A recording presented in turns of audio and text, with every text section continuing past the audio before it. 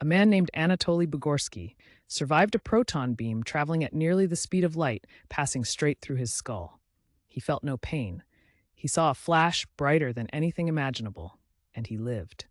But what that beam did to him from the inside is where the real horror begins. That single incident at a Soviet particle accelerator in 1978 gives us the closest real window we have into what high-energy particle physics actually does to living matter. And it raises a question that most physicists will tell you is completely insane to even ask. What if you were not just grazed by the beam? What if you were inside the tunnel, inside the accelerator ring itself, at full operational power? This is not a question about bravery. It is a question about the fundamental forces of the universe and why they treat your body like it simply does not belong in the same reality as a proton moving at 99.999% the speed of light.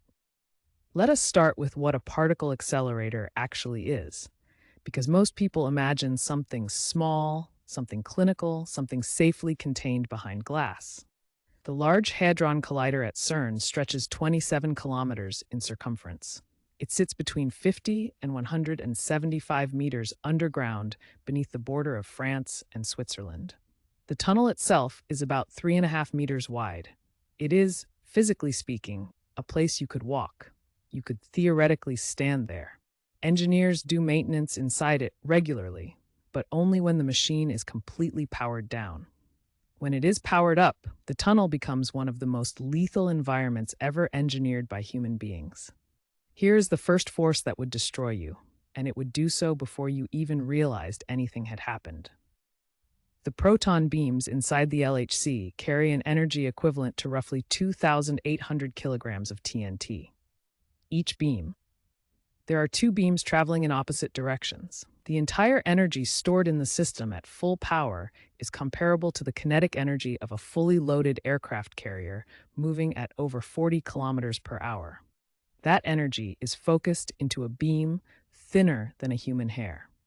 If that beam passed through you, and it would pass through you at essentially the speed of light, it would not burn you. It would not cut you. It would ionize the atoms along its path faster than any nerve signal could ever travel to your brain.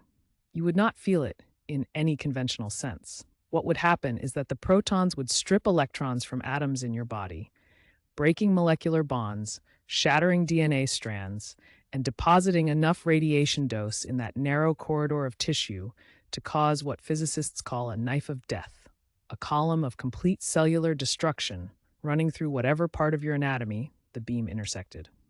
Bugorsky experienced this with a beam carrying far less energy than the LHC operates at.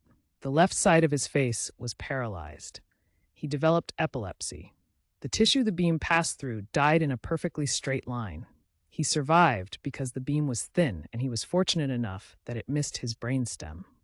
At LHC energies, the sheer density of particle collisions in that beam would release enough ionizing radiation to deliver a lethal dose thousands of times over, instantaneously. But let us say the beam misses you. You are standing beside it in the tunnel.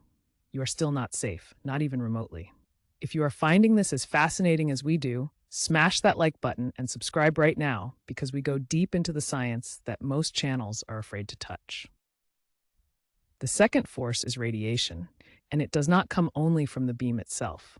When particles traveling near the speed of light interact with any matter, including the walls of the tunnel and the magnets surrounding the beam pipe, they produce secondary radiation. Gamma rays, neutrons, pions, muons. These secondary particles scatter in every direction. The radiation levels inside an active LHC tunnel are so extreme that even the electronics used in the accelerator must be specially hardened against radiation damage. Standard computer chips fail within minutes. Your body, which is essentially a very complex arrangement of water molecules and organic chemistry, would receive a fatal radiation dose in a fraction of a second. The third force is something people almost never think about: the magnetic fields. The LHC uses superconducting magnets operating at 1.9 degrees above absolute zero, generating magnetic fields of up to 8.33 Tesla. For comparison, an MRI machine generates between 1.5 and 3 Tesla, and even those magnets can fling metal objects across a room with enough force to kill someone. The magnets in the LHC are more than twice as powerful in their peak fields. The iron in your blood, the metallic minerals in your bones, the ferromagnetic traces throughout your body's chemistry would experience forces pulling and twisting at a cellular level. The gradient of the field near the beam pipe would induce electrical currents in your nervous system, potentially triggering uncontrollable muscle contractions and cardiac disruption. The fourth consideration is the vacuum. The beam pipe inside the LHC maintains a vacuum more complete than the surface of the moon, approximately 10 to the power of -13 atmospheric pressure. Your lungs would violently decompress. The moisture on the surface of your eyes and mouth would instantly vaporize. The pressure differential between the inside of your body and the beam pipe environment would be catastrophic. What Anatoly Bugorsky's survival actually teaches us is not that particle accelerators can be survived. It teaches us that the human body is remarkably resilient to very specific, very narrow exposures. A single proton beam, thin as a hair, passing through a non-critical region. That is the absolute razor's edge of survivability. Expand that exposure in any dimension, any direction, any duration, and the physics become unforgiving in ways that have no medical solution. The universe at its most energetic does not negotiate with biology. The forces that accelerate particles to energies that existed only in the first moments after the Big Bang do not recognize the boundaries between atoms that happen to be arranged into a living thing. You are, at that scale, just more matter in the way. And that is perhaps the most humbling truth that particle physics offers us. We have built machines that create conditions the universe has not seen in 14 billion years. And we built them right here, underground, beneath ordinary fields and towns. Because understanding the beginning of everything requires us to briefly touch energies that would end anything. If this kind of deep dive science is what you are here for, subscribe and hit the notification bell so you never miss one. We release new explorations every week, and things are only going to get stranger from here.